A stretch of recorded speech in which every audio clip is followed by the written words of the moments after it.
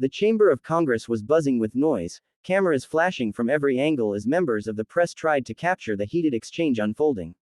Representative Maxine Waters had always been known for her sharp tongue, but today, she went further than most expected. During a fiery tirade aimed at former President Donald Trump and his family, she suddenly shifted her focus to Melania Trump. "And let me just say this," Waters declared, her voice rising with dramatic emphasis, "if Donald Trump thinks he can bring her back into the spotlight, then maybe we ought to deport her right back to Slovenia." A few gasps rippled through the audience. The remark wasn't just a jab at Trump, it was personal, direct, and aimed at the former First Lady's heritage. Cameras caught the smirk on Waters' face as her allies chuckled. For a brief moment, she looked triumphant, as if she had scored a final blow. But within seconds, the atmosphere shifted. Reporters, analysts, and even colleagues within her own party appeared uneasy. The remark didn't land the way Waters thought it would. Instead, it gave Melania Trump the opening she had been waiting for. Back at her residence, Melania watched the clip on her phone. She had spent years enduring criticism, comments about her accent, her fashion choices, her marriage, but rarely had she responded directly. This time was different. Her dark eyes narrowed, and a spark of resolve appeared. "So this is what they think they can say," she whispered to herself in her heavy but deliberate accent. Her team urged caution. They advised her to ignore Waters, to let the controversy burn out on its own. But Melania had something else in mind. For too long, she had been painted as silent, passive, a shadow standing behind her husband. Now, Maxine Waters had crossed a line. That evening, Melania's spokesperson released a short statement, but it was only the beginning. The words were crisp, polished, and devastatingly direct. "Representative Waters' comments are not only disrespectful to me but to millions of immigrants who came to this country legally, worked hard, and built lives for their families. To mock someone's birthplace is to mock the very foundation of the American dream." The reaction was instant. Conservative voices rallied around her, praising her courage. Even a few liberal commentators admitted Waters' jab had been reckless, calling it unnecessarily xenophobic. Cable news erupted with debates. Was Waters being cheeky, or had she gone too far? The following morning, Melania herself appeared in a rare television interview. Calm, composed, dressed elegantly in a cream-colored blouse, she faced the cameras with a poise that caught many off guard. "I am proud of where I come from," she said softly, her accent clear.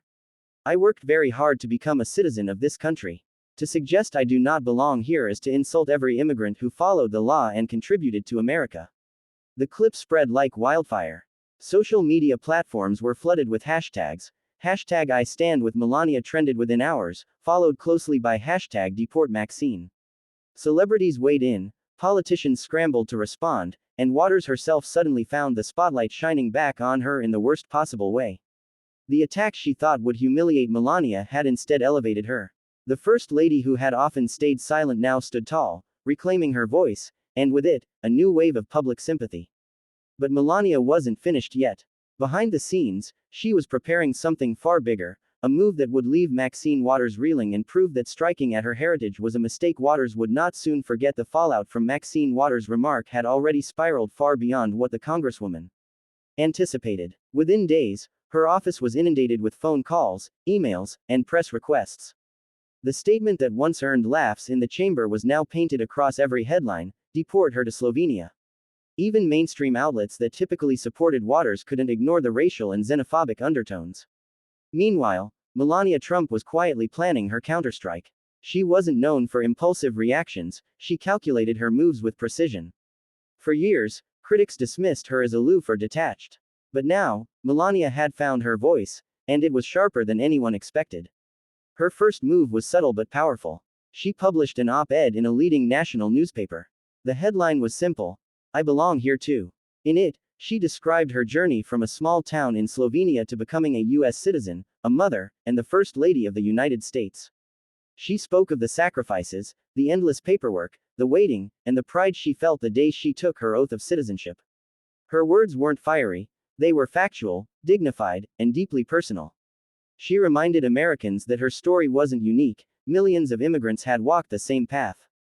And with a piercing line that echoed across social media, she wrote, "America is not defined by where you are born, it is defined by what you contribute once you arrive." The impact was immediate. Suddenly, Melania wasn't just a former First Lady, she became a symbol of resilience for immigrant families across the nation. Immigrant advocacy groups who had never aligned with Trump publicly praised her stand. Editorial boards condemned Waters' comment as reckless and beneath the dignity of Congress. But Melania wasn't finished. Days later, at a charity gala in Washington, she took the stage. Cameras clicked furiously as she stepped up to the microphone, her presence commanding silence. She began by thanking those who supported her, then paused, her eyes scanning the room.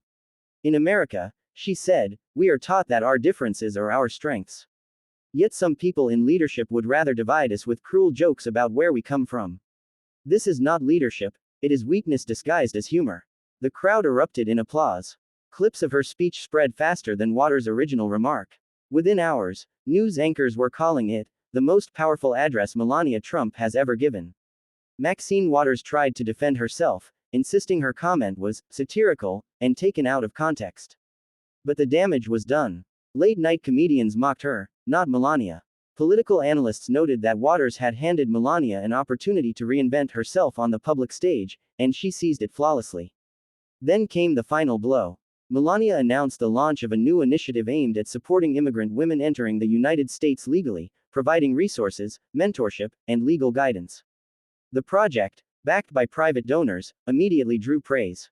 What began as a personal defense had transformed into a national movement. Reporters pressed Waters for a response, but every time she tried to pivot, Melania's new initiative overshadowed her words.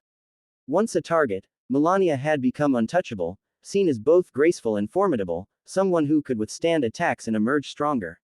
Political commentators summed it up best. Waters had meant to humiliate Melania with a throwaway line, but instead, she elevated her. What was supposed to be an insult had given Melania the platform to remind America of her journey, her strength, and her ability to strike back without venom, but with dignity.